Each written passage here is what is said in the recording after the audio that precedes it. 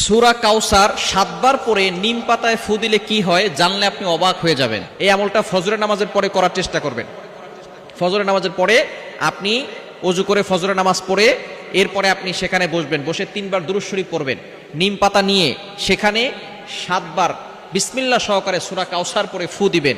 ফু দিয়ে ওই পাতাটাকে আপনার দুশমন যিনি আছেন তার কথা স্মরণ করবেন, তার একবার তার নাম উচ্চারণ করবেন যখন ফু দিবেন।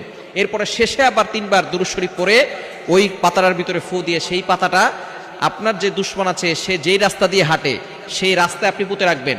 সেই রাস্তা দিয়ে যদি আপনার দুশমন হেঁটে যায় তাহলে আপনার দুশমন আপনার বাধ্য হবে, আপনি যা বলবেন সেটাই সে শুনতে বাধ্য হবে।